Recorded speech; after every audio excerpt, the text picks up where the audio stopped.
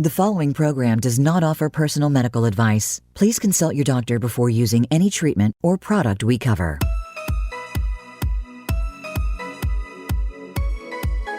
Welcome to Go to Health Radio with your host, Jonathan Marks. We provide a welcoming environment where experts educate you on important health topics, answer your questions, and provide information from which you can benefit in consultation with your doctor. And now, here is Jonathan Marks. Hello again, everybody. Welcome to Go to Health. This is Jonathan Marks, your host, and I'm here today with Dr. Gurpreet Padda. He's a medical physician and board certified in anesthesiology, addiction, and interventional pain. For over 20 years, he has practiced in the urban core in St. Louis, Missouri, helping patients to regain their metabolic health. And we're going to talk about the connection between metabolic health and pain and addiction. So I'm looking forward to that conversation with Dr. Padda. Pain is the final pathway, according to Dr. Padda, the body screaming that something has gone wrong. Dr. Padda treats patients at the intersection of the pain epidemic, the opioid epidemic, and diabetes epidemic, and they really all are epidemics. They are all interrelated pathologies, and they are the clinical manifestations of systemic meta-inflammation, which we will define. Welcome to the show, Dr. Padda. How are you today? I'm doing very well. Thank you so much. Good. So let's talk about this connection between pain, opioids, diabetes, and systemic meta-inflammation. Define that first for me. What is meta-inflammation, and then what's the connection with these interrelated pathologies? Yeah, so it's an algorithmic approach that I've taken to come to this conclusion. But essentially, metabolic inflammation or meta-inflammation is a change in our metabolism that leads to a diffuse increase in inflammatory positioning. And so let me give you an example, because I think that it becomes more relevant when you think of a different way. Because if I use the term meta-inflammation, a lot of people don't get that. Yes. But for example, let's say that I overeat sugars. Let's say that my insulin levels are high, and I'm using insulin to drive these sugars into my cells, and my cells become engorged with insulin, and eventually, or with these sugars, and eventually my cells become resistant to the insulin, and there's only a certain amount of sugar I can store, and a lot of it becomes fat. What happens is that fat itself, teleologically, from all the way back to the Drosophila model, fat itself is incredibly inflammatory. The fat that you have in your abdomen is the early inflammatory marker, and it's a signaling mechanism for the rest of your body saying, hey, I just took something in that I shouldn't have taken in, and I better mobilize an inflammatory cascade because otherwise I'm going to die. So this is called the fat body in the Drosophila. The fat body in the Drosophila has three components. It has a liver component, it has a fat storage component, and it has an inflammatory component. Much of the fat is very metabolically active. Most people think of fat as just a reservoir of lipid, just a reservoir of stuff that just sits there and just looks bad. But that's not what it is. It's highly active. It produces a ton of hormones, and it produces certain things. It produces something called leptin. Leptin goes from your fat and goes to your brain and says, hey, brain, I've been eating a lot of stuff and I'm not so hungry. Well, just like the liver can become resistant and doesn't see insulin after a while, your brain stops seeing leptin after a while and you become leptin resistant. Well, that's one factor of leptin. But what people forget to realize is that leptin is one of the strongest and most aggressive cytokines that we have in our body. And so when you have hyperleptin and you're leptin resistant in your brain and your fat cells keep producing this leptin, you're producing an incredible cytokine inflammatory cascade. And a cytokine is? Cytokines are things reduced from one cell that go to another cell to activate them. And this particular word is cytokine inflammatory cascade. So this activates your macrophages. This activates your T cells. It activates an autoimmune response even when you don't have a external threat, because the cytokines are so high, because leptin is so high, and the leptin starts to then trigger this inflammatory cascade, and these cells run around all over your body going, hey, where's the fire? Where's the fire? Where's the fire? And they start to release histamines, they release other compounds, which cause tremendous pain and discomfort. And it causes neuroinflammation in your brain, which then makes your thinking fuzzy. And so it's a cascade of events. Once you go down the path of viscerogenic obesity and insulin resistance, it's a very short step to hyperleptin, and it's an even shorter step then to severe metabolic inflammation. And as soon as you get there, you advance aging rapidly, because all of these cells start to attack the body and things start to fall apart. It's not just that the sugar is sticking to the cell walls. It's not just the sugar is causing fat accumulation. It's the secondary effects. So unfortunately, historically humans didn't have enough food. We had malnutrition. And now we have something called the malnutrition of excess. We've got too much food, and our bodies simply haven't adapted to the fact that we have a surplus of available food. For millions of years, humans scrounged everything they could to just survive, to live on the bare minimum number of calories. We didn't get a farming revolution until about 10 or 15,000 years ago. And, we haven't had time for evolutionary adaptation to be able to handle excessive caloric loading. We've only gotten to excessive caloric loading since the 1970s in combination with vegetable oil. Wow. So we haven't had enough time to adapt to this. And because we haven't adapted to it yet evolutionarily, we have a unregulated system. We don't have a check and balance to this. And so we keep gorging ourselves, because historically we're wired to eat everything that we can get our hands on, because we don't know when our next meal is going to be in our brain, from the standpoint of a cave person. We don't know if this is going to be our last meal for 2 weeks. So we want to store up fat as best as we can, because we may be on the move for the next 2 weeks as a cave person. But all of a sudden we have a meal just an hour later, and we have a snack after that. And our bodies have not had a chance to adapt to that. So okay. That's the long and short of that answer. Yeah, good. So let me ask you, threw in the word vegetable oil there. What was the relevance of vegetable oil? I missed that. Yeah, so there are no vegetables in vegetable oil. So let's start with that. Okay. There are no vegetables in vegetable oil, but people have this misinformation because they've been marketed to, thinking, well, vegetable must be healthy because it's vegetable oil. This is a synthetic industrial solvent that even up to the late 1800s was prohibited to even feed to animals. We wouldn't give it to animals because it made animals incredibly overweight and diabetic, and would kill them. And it was with Crisco, with hydrogenation, that we started to adapt vegetable oil into our food sources as humans. And it was a very aggressive marketing campaign to get people to use these synthetic solvents as something to cook with, because we made people think it was cleaner to cook with. Right. It was the late 70s, though, that we had a huge uptick in the utilization of canola.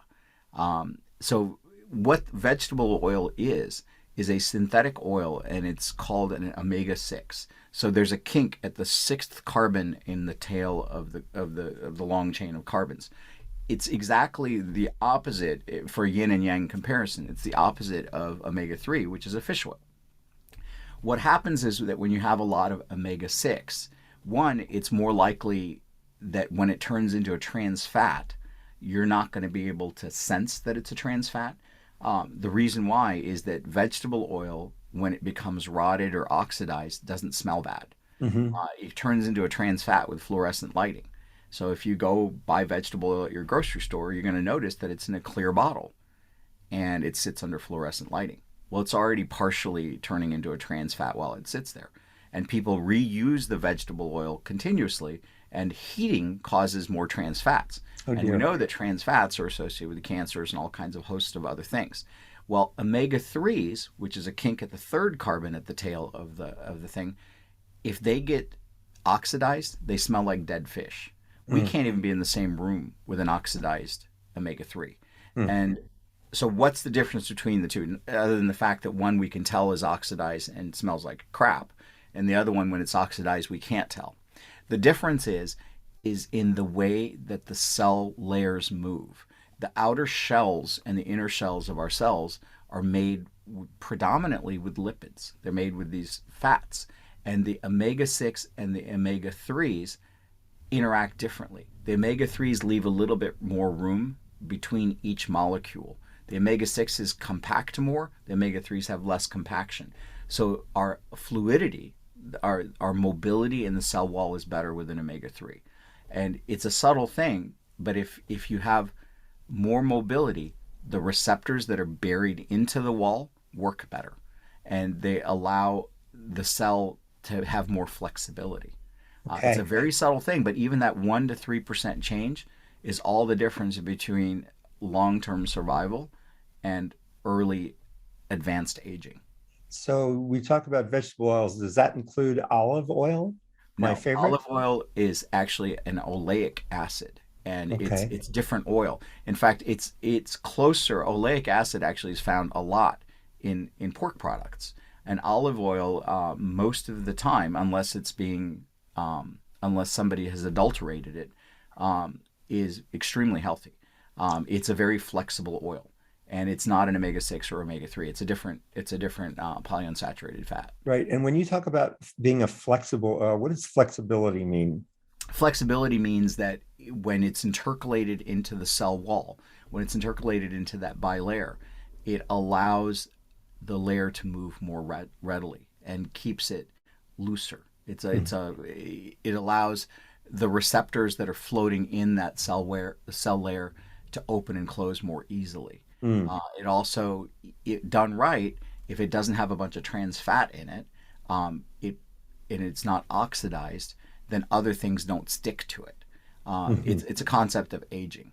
The more fluidity that you have in those bilayers, the less aged a cell structure is. And it accumulates over time. So let me give you an example. Let's say that you have a ton of omega-6 as your predominant meal, which is what most Americans have. The ratio of omega-6 to omega-3 is supposed to be greater than 5.4. Most Americans are well below that. And almost all chronic pain patients, almost all addiction patients, and almost all diabetic patients that I see, almost all, like over 99%, their ratios are less than 5.4. It's just, the test is called an omega check. It's very easy to tell what your relative inflammatory cascade load is. And so what happens is, long term, if you don't get control of your omega-6 to 3 fatty acid ratio, you get a high level of increased inflammation, and you get unexpected early aging. And we're seeing that even in kids now. And Wow. we can measure it. We can actually, and that's why we're starting to see type 2 diabetes show up in 7-year-olds that we never Right. had before. They're getting insulin resistant in their liver because the receptors don't work right. And they're getting insulin resistant in their liver very, very early. Type 1 diabetes is the lack of insulin production. Type 2 diabetes is really excessive insulin production with insulin resistance in the liver, and then accumulation of fat. Okay, so I want to summarize this in just a minute, but I didn't catch what is the connection between having a lot of sugar in your system, and then how does that connect with the omega-6 and the omega-3? I'm not sure I caught that. Sure. I may have bypassed that. So there's something called a Maillard reaction at the simplest ends of this. If you take bread and you heat the bread up, you'll notice that it browns and crisps. That's an oxidation. And so there are sugars in the bread that they oxidize and they become brown and crisp. Now on bread, it's kind of cool because it's crunchy in your mouth. But imagine a Maillard reaction occurring in your cells or on the surface of your cell. And if you have too much sugar over a very short time period, that sugar binds to the trans fats and it creates an early aging or a browning of your cells. And it makes them nice and crispy. And so we measure that as something called hemoglobin A1C. It's a measure of sugar against hemoglobin. The higher your hemoglobin A1C is, the more Maillard reaction you've had and the more rigid your hemoglobin has become. And the more rigid it is, the less effectively it works. And it's not just hemoglobin A1C, it's just that's a surrogate marker. But you get these advanced glycation products and they cause severe increase in aging in all the cells of our body, including our brain. And so part of this is related to like Alzheimer's. Alzheimer's is a concept of advanced aging in our brain, and it's really considered insulin resistance or type 3 diabetes of the brain. There's a significant component of this that's directly related to insulin resistance. And so when you get this advanced aging in your brain, the cell structures don't work like they're supposed to. They're not flexible. And they kind of starve themselves almost. Okay. And then the connection to omega-6 and omega-3 is? Well, the more omega-6 you have, the more trans fat you generate. The more trans fat you generate, even in the presence of a small amount of sugar, you get more glycation. And so the combination is deadly. It's like a perfect storm. You have both the thing that triggers it and the thing that ends up both causing the same end problem, which is advanced aging at a very, very rapid very, very rapid level. And when you get to that degree of neuroinflammation, a lot of your decision-making skills and your cognitive skills rapidly decline. And that's why when we look at patients who have morbid exogenous obesity that are severely insulin resistant, when you measure them for their cognitive basis, their IQs are a little bit less because these sugars are preventing normal neuronal function. And so this posits a very interesting challenge because when our kids are getting younger and younger and younger, getting type 2 diabetes, and when they're exposed to vegetable oil earlier and earlier, and they're getting more and more glycation, it may explain the obesity level in the school, but it may also explain the decreased academic performance. And it may also explain the attention deficit disorder and the inability to make social connections that we see in the urban core in our schools there. Wow, you're unpacking quite an issue here, and I know why you're talking about this is the epidemics. So we're talking with Dr. Gurpreet Padda. He's an MD. He's board certified in anesthesiology, addiction, and interventional pain, and he works in the urban core in St. Louis, Missouri. We'll be back with Dr. Padda after this break, and what I want to talk about next is really how we minimize the effects of sugar and all these byproducts that happen after we take in too much sugar into our body. So stay with us. This is Jonathan Marks with Go to Health Media. We'll be right back. Listen for Go to Health Radio, featuring host Jonathan Marks and health experts from around the world who bring evidence-based education from Western, alternative, and holistic practices. We bring together you, seeking relevant and proven information for your healthcare needs, and reputable healthcare experts and companies who offer quality education for your benefit. Monthly, we also share continuing education for medical professionals. Listen live every Wednesday at 12 noon Pacific Time and 3 p.m. Eastern Time on Voice America Variety.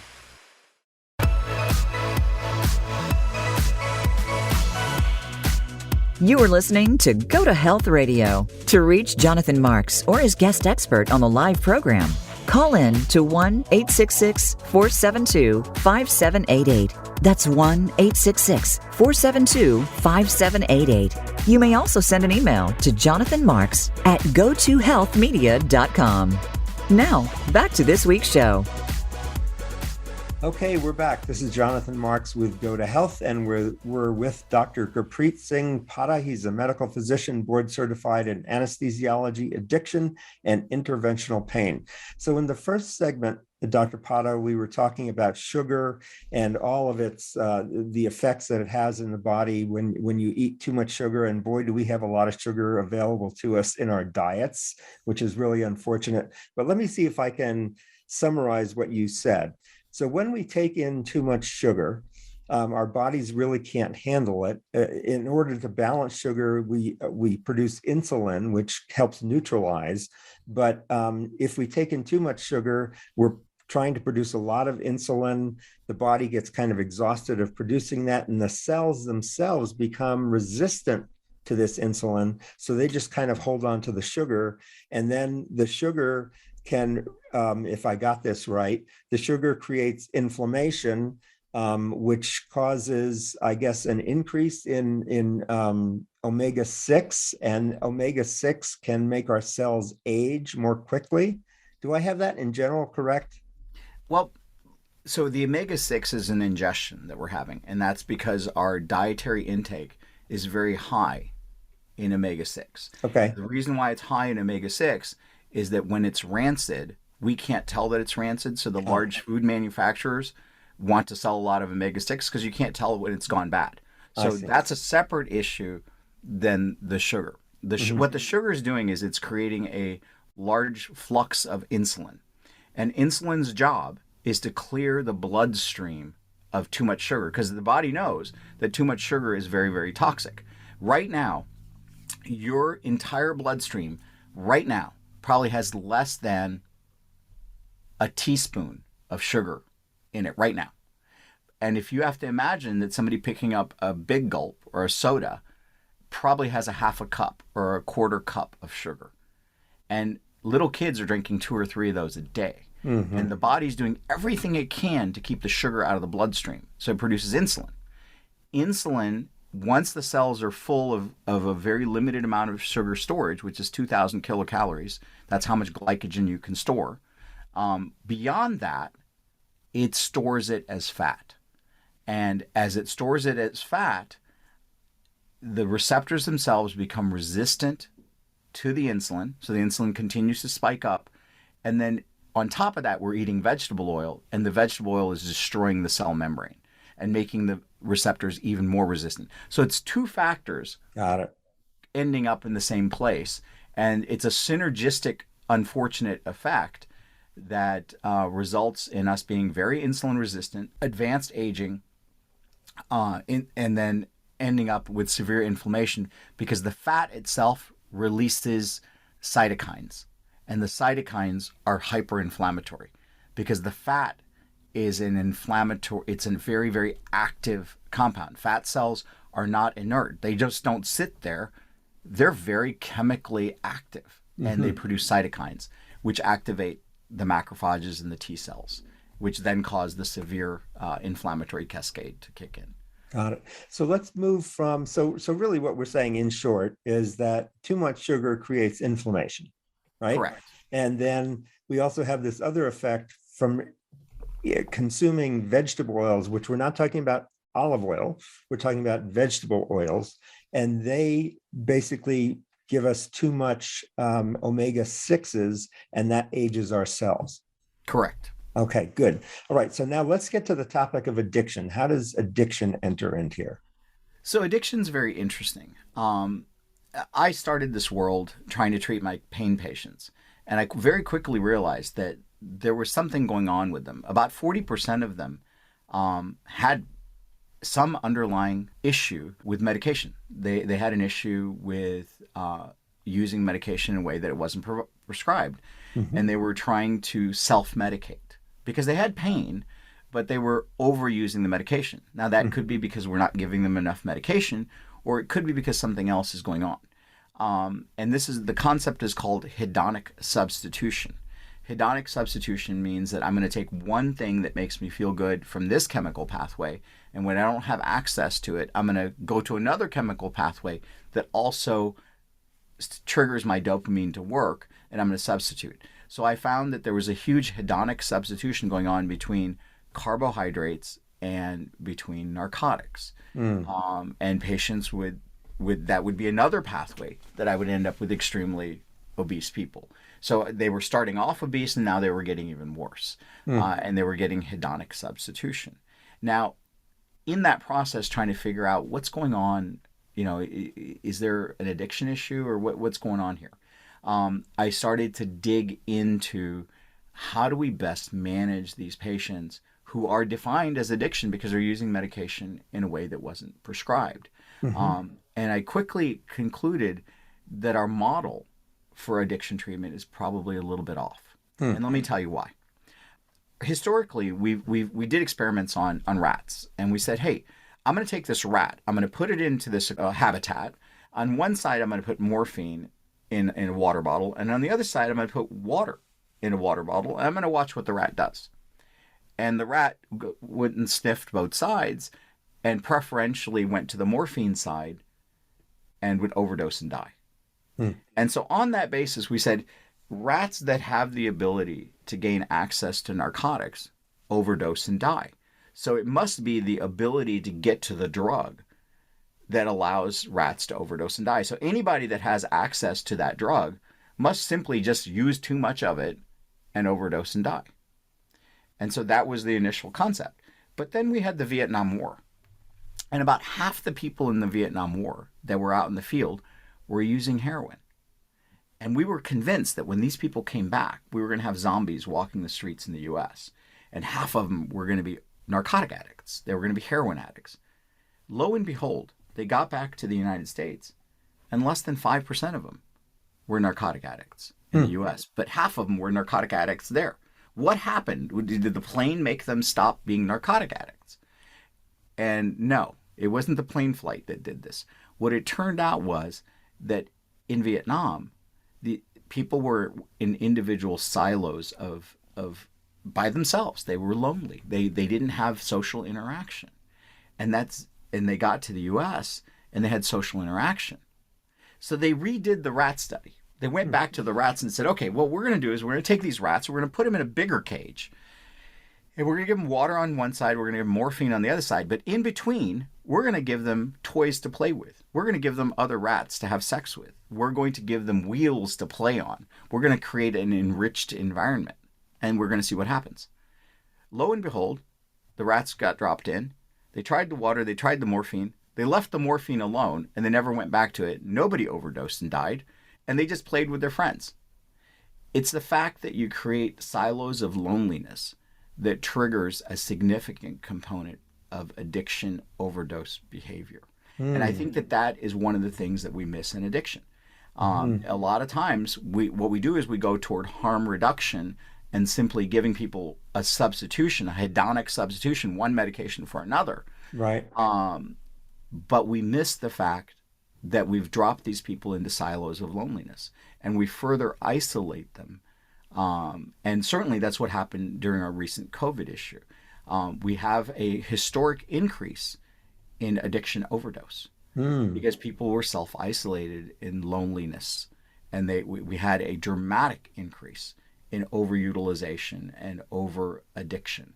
And people didn't have access even to prescription medication, but they went out on the street and they found medication because that's the only thing they could do. And they were so isolated, they didn't have a social network. And so we had about a 30% increase, which is a historic increase. That's huge. We've had the largest life expectancy drops since World War II during this recent pandemic. I didn't know A this. big part of that was this addiction overdose issue. And I mean, certainly the fentanyl is an issue because people can't recognize how strong the fentanyl is. But even beyond that, people accessing the fentanyl, lonely and isolated and depressed. So when you have a lot of pain in your body, I guess what you're also saying is this pain may put you into some kind of social isolation and stress. It does. We know that individuals who develop a chronic pain are about 50% more likely to divorce. We know that they will drop in socioeconomic value as in terms of as a family unit by about 2 quartiles. And so we know that there's more isolation, more economic deprivation, and more divorce rates. Right. And we know that even their family members start to get more depressed. If you have a family member who has a major pain issue, even the family members around them, the penumbra zone, the area around them, also starts to get more and more depressed. And so that's a major factor. Wow. It's not just the patient that's in pain; it's the entire family unit that develops these almost an ostracization effect. So if somebody's in chronic pain and severe pain, they may be tempted to turn to, pain reducing drugs and become addicted to them. What's an alternative for them that's healthy? So what we try to do in our clinic is we try to unwrap this. We try to get to the root cause. What's your original reason for your pain? And let's see if that's still there. And if it's still there, we have to deal with that. And so it typically starts off as a mechanical issue. Did you injure your back? Did you have a lifting injury? Did you damage your facet? Do you have a torn disc? What happened originally? That's Right. one element. The next element is, what are the cascades after that are maintaining this pain level? Is it a dietary issue? Is it a issue of deconditioning? Is it an issue that you stopped moving altogether? Have you changed your diet? I'll give you an example that seems strange at first, but there's a lot of similarity between human spine and animal spine. And there's a lot of similarity in the muscle structure back there. And so if you look at individuals that are humans and you did a cross section of their lower lumbar spine and you said, I can identify who has pain without you even telling me, by looking at a cross section of their spine, you go, how are you going to tell that? And I tell you, I'm going to look at the amount of fat that's accumulated between the muscles. And I can tell you who has severe deconditioning injury. You'll see a fatty intercalation. Now, if you look at animal models, you get something very similar. But in animal models, I can induce it by making them leucine deficient, a particular amino acid. And so you can get the same effect by dietary change in humans. If you change the different amounts of amino acids of different that you give to humans, they get more fatty intercalation. It's kind of like getting to Wagyu beef. If you give Wagyu beef a ton of grain, it gets fatty intercalation. Man, it tastes really good because it has all that extra fat, but it's not the perfect, healthiest, strong, sinewy muscle. Right. But the softer muscle has more fat intercalation, and it doesn't work as well. It's the same thing with the lumbar spine. Right. The Wagyu beef of the lumbar spine looks very similar when it has fatty intercalation. So what do we do to reduce the fat and thereby reduce the pain? So what we do is we change people's diet. We change what they eat, and we reduce their carbohydrate loading. And then we start to recondition them. And it's very subtle things. These aren't passive things. What we want to do is we want to rebuild their muscle. We want to rebuild the strength of the muscle that's in their lower lumbar spine or in their neck, wherever it is that you're working. Because historically, as an animal, we will adapt and just overcome most pain pathologies in a few days, unless we have chronic inflammation. Right. If we have chronic inflammation, then that stuff hangs around forever. And those are the patients that I see. But most people, if I injure your back with a mechanical load, about 5 to 10 days later, maybe 2 weeks later, you're going to heal up and be fine, unless you have metabolic dysfunction. Then you're going to have all of these secondary effects. And so then I'm going to have to take all this onion and take all the layers down, fix the underlying problem, and then rebuild you by changing your diet and then giving you the appropriate biomechanical forces to rebuild your muscle. So if I can just summarize what I've learned so far, it seems to me pretty simple, which is if you want to stay healthy, you got to reduce the sugar in your diet, because sugar just by itself doesn't naturally occur. It's in a lot of the foods we eat, and it's profitable for companies to sell it, but you're taking in too much sugar. So you got to stop taking in too much sugar. And then you also got to stay in shape. And you got to eliminate the vegetable oil. Right. And eliminate the vegetable oil. The thing is, if you don't eliminate that vegetable oil, it's going to take too long for the reduction in sugar to make a difference for you. Got it. Now, how about butter? Butter's fine. Butter's fine. So butter and olive oil are fine. Yeah, butter, olive oil, saturated fat from animals, duck fat is amazing. How about coconut Avocado oil? oil is fine. How I'm about sorry. coconut oil? Coconut oil has Coconut become very oil, popular. yeah, it's a very good heating oil. It's with the nice part about coconut oil is you can use it to heat and to fry things if you wanted to. And if it's treated appropriately and you're not repeatedly using it, it doesn't make a lot of trans fat. I see. But the thing is, you can't take oil like at a restaurant, and I've owned 5 restaurants, so I mean I Uh, understand this business. You can't take vegetable oil and constantly reheat it and just clean the debris out of it and then heat it again and use it again. Most restaurants will use the same oil 3 to 5 days in a row, oh boy. or longer. And in China, we call that sewer oil. In China, people harvest used vegetable oil out of the sewers, clean it, and then resell it Wow. as vegetable oil. But it's all trans fat. Wow. After it's been heated even once, it starts to denature quickly. After it's been under fluorescent light, it starts to denature. You So just can't tell by the smell. so coconut oil is okay, but once you use it, you should just discard it and Yeah, use you a should fresh discard batch it. next time. Right. Okay.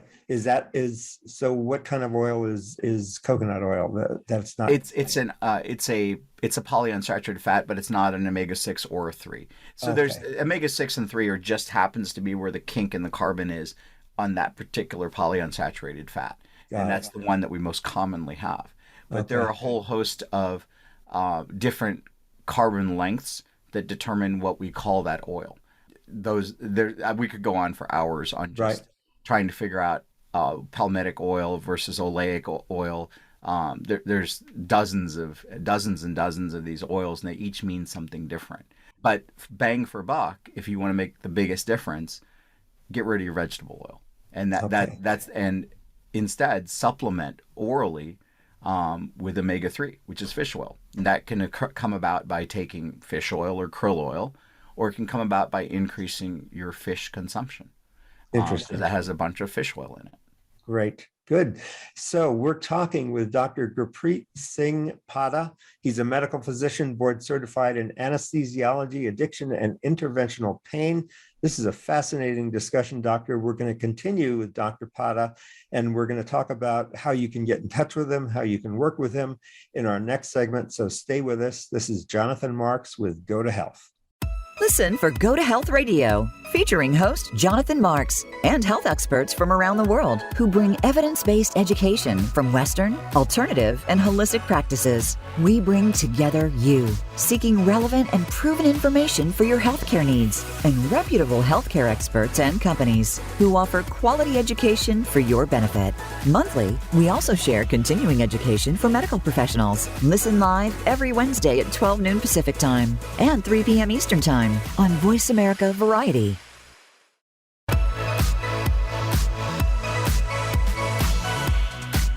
You are listening to Go to Health Radio. To reach Jonathan Marks or his guest expert on the live program, call in to 1-866-472-5788. That's 1-866-472-5788. You may also send an email to jonathanmarks@gotohealthmedia.com. Now, back to this week's show. Welcome back. This is Jonathan Marks with Dr. Gurpreet Padda. He's a medical physician in anesthesiology, addiction, and interventional pain. So, doctor, you've given us such great information about our diet and fixing our diet and reducing sugar, reducing vegetable oil, which has a lot of omega-6, which is not so great. It kind of toasts our cells, as you were talking about before. And then we're talking about also staying physically healthy, which can keep you away from pain and inflammation. So if people want to work with you, doctor, tell us, how do you work with people? Do you see patients virtually? Do you see people in person? Let us know about that. So we do both. Most of my interventional practice is direct. Because I got to lay on of hands, I have to physically examine patients and I have to do procedures to try to figure out how to interventionally improve them.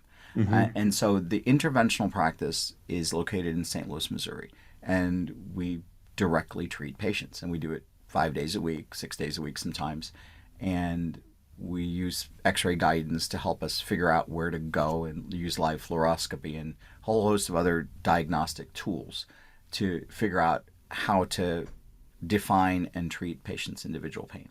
And With regards, how far away, I'm sorry, excuse me, how far away do patients come to see you to work with you on interventional pain? 200 to 300 miles typically, Wow. so the adjoining 2 or 3 states. Got it. And usually, what we do is if somebody's in a remote location, we try to find somebody else who's an interventionalist in their area Mm. that we can collaborate with and discuss.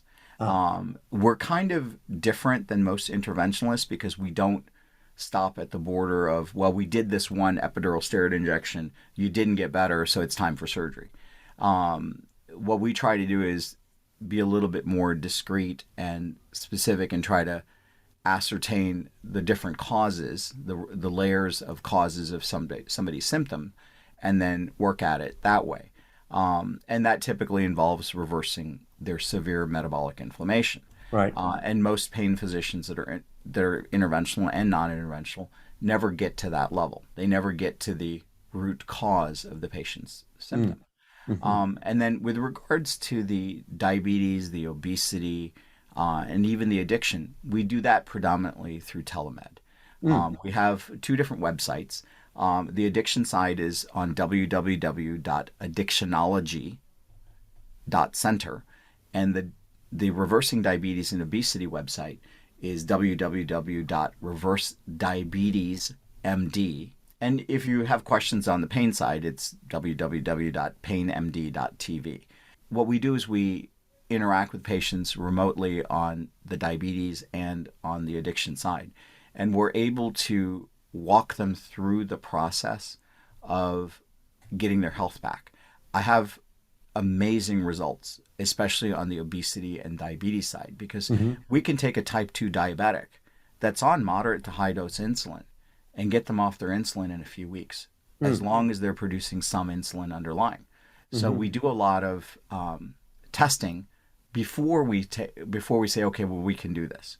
Because Right. what we want to know is, are they still producing insulin? And if their C-peptide is there, and we can see that they have the capacity for producing insulin, then we know that if we just slightly reduce their weight in their pancreas, about 800 grams is all it takes, 800 grams of fat to come out of the pancreas, that their body's going to start jumping up their production of insulin. And Ah. as soon as it does that, they don't need the outside insulin. Mhm. And we're able to rapidly then cascade into getting them off their meds. I spend most of my day, instead of prescribing patients medications, I spend most of my day trying to figure out how to de-prescribe their medications, get them off their meds, and do it in a safe way. I mean, the number one cause of hypertension is actually too much insulin.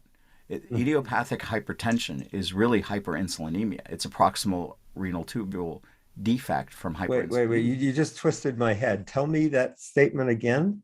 The number one cause of idiopathic hypertension, high blood pressure, Yes. is hyperinsulinemia. And Wow. I can tell you that the vast majority of patients that are diabetic have Yeah. never had their insulin level measured.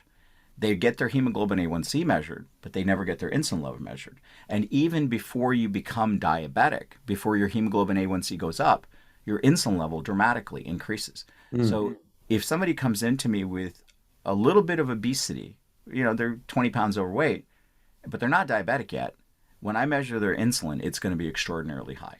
Mm. And there are very specific blood tests that we use. We use something called LPIR, which is lipoprotein insulin resistance, and it's an insurance approved test. Mhm. We measure their low density lipid LDLP particle count, Mhm. and we measure their insulin level, and that generates an LPIR score, which tells us how insulin resistant they are, and it correlates significantly with their hypertension. So before you become diabetic, your insulin levels rise. Those insulin levels affect your kidney, and it prevents your sodium from being excreted, and that's what drives your hypertension. Got it. And so Okay. idiopathic hypertension just doesn't happen because you're getting older. It happens because your aging accelerates from too much insulin. Mhm. And what kind of insurances do you take? Do you take Medicare, Medicaid, and We're on all the insurances. We pretty much are. I can't even tell you one that we're not on. Okay. There are certainly a few plans that we're not on, but the vast majority of time, I mean, Most of your laboratory testing is covered by your insurances. Over 80-90% of it is. Right. There's not a lot of extra expense. We don't charge some ridiculous amount of money for telemed. So most of it is coaching and cajoling and, pushing patients to recognize that just because they failed 20 times before, this may be different. The typical way of losing weight in the United States has been, hey, Joe, I want you to move more and I want you to eat less. Mm-hmm. I got to tell you that your chances of success with that is one chance in 165.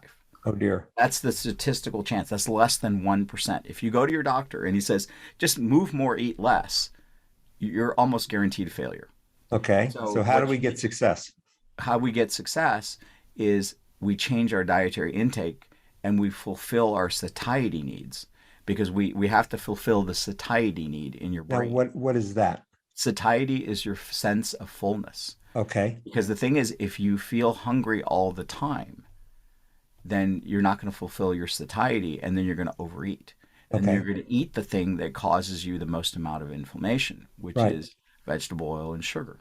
So we have to change your behavioral response and relationship with food. And people talk about breakfast is the best meal of the day. It's the best meal of the day. It's the best meal of the day for the cereal companies because it makes you hungry for the rest of the day, and you end up eating 5 or 6 meals. See, Okay. historically, humans didn't wake up first thing in the morning and go to the refrigerator and get food. They had to go and get the food. It might take them 6 hours to get it. And when they got it, they gorged, and then they didn't eat again maybe till the next day. Uh-huh. So the thing is, if you eat 5 or 6 small meals a day, you have tremendous insulin excursions. And those insulin excursions cause even a small amount of sugar to be accumulated as fat. And so we take a more holistic approach to getting people feeling full and not eating all the time. Mm-hmm. And so that's a big chunk of what we do. Fortuitously, as soon as patients recognize what's going on, then they take off on their own. Once you give them the right tools and the right model in their head of what to look for, then a lot of times they're able to push off on their own. My main job is to de-prescribe and to get them off their meds, because if I don't and I let them stay on their high dose insulin as I'm getting their sugars down, they'll have a Right. problem. Or if they're on blood pressure medicine, especially diuretics, they'll drop their potassium and then they'll have cardiac dysrhythmias. So I have to very quickly modify and modulate their meds so that it's safe for them over a short time period. Okay. And once I get them through that first part, the rest of it's pretty easy. It just Good. takes time at that point. Yeah, and then there's the second part which you talked about, which is getting more active. So how do you help people with that?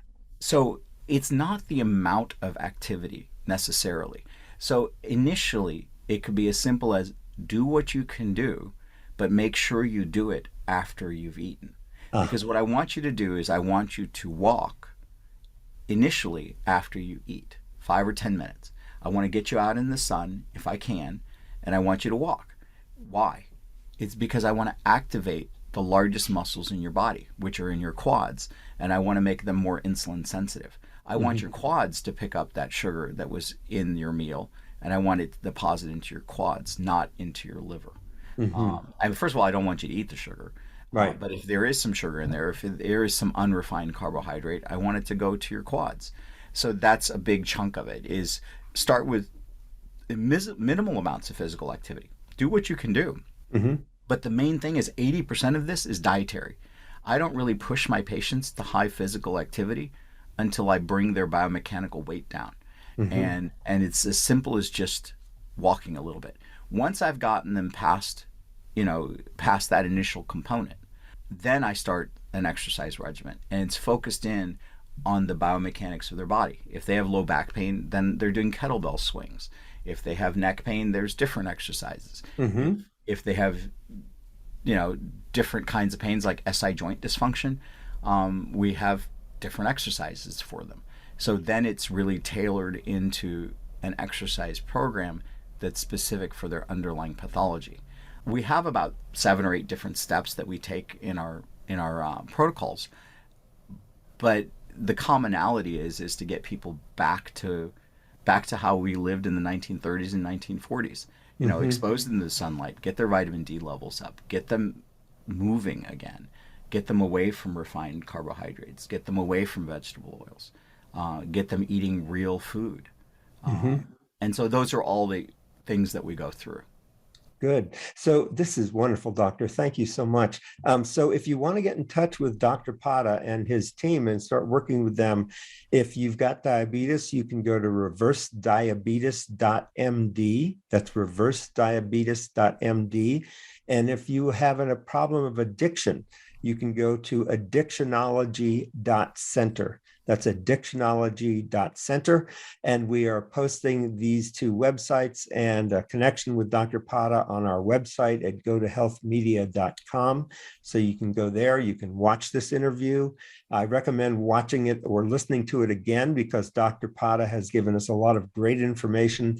And if you listen to it again, it'll go in deeper, it'll retain more about what he has had to say, and it'll be very beneficial for you. So let me ask you in the next few minutes we have, Doctor, how did you get into this whole area of medicine? What motivated you? What was your path? So it was a very circuitous path. I'm not from here. I'm from India. I grew up in the northern part of India, in Punjab. We relocated when I was 9. I was the only brown kid with a turban in an all-black school in the urban core. Then I went to high school in the county, and I was the only brown kid with a turban in an all-white school. So I didn't fit in either place. And so I got an opportunity to observe a lot and to think. Because, first of all, I didn't speak the language, and the only word I knew was bathroom. And then as I did learn the language, I realized I wasn't like the other kids. And so I didn't get to do the other things that everybody else got to do. And so I had an opportunity, the privilege of being able to observe a lot and observe behavior. So I've always looked at situations wondering, how does that work? And then I went to medical school. I went to a 6-year med program up in Kansas City. And at that point, I was experimenting with being a vegetarian. Until the very day that I ended up standing in front of Gates Barbecue, smelling it, wondering, that smells delicious. Maybe I'll go in there and test it, and just to look around. And when I walked out of there, I wasn't a vegetarian anymore. So, I'm willing to observe and willing to look at situations and then willing to make changes. I'm constantly trying to figure out the ideal solution and trying to fit it within a model and a scope of what I observe. I also did tropical disease in Irian Jaya and lived with headhunters. And I also did tropical medicine in the north of Australia and lived with Aborigines. And again, I was the odd man out. I was the one that wasn't like the rest of them.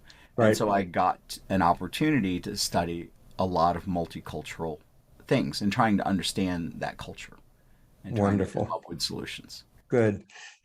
Dr. Padda, thanks so much for being with us today. We're at the end of our show. But again, this has been brilliant in terms of pain and addiction and diabetes. If you have any one of these problems, I highly recommend you get in touch with Dr. Padda.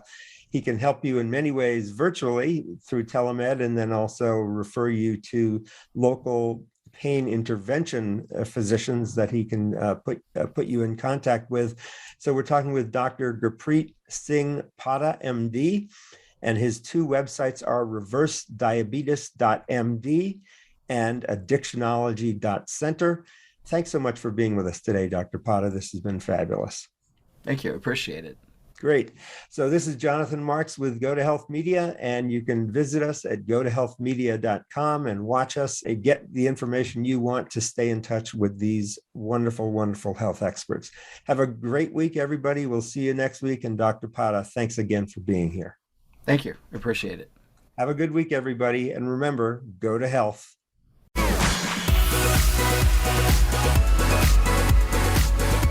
Thank you for tuning in this week to Go to Health Radio.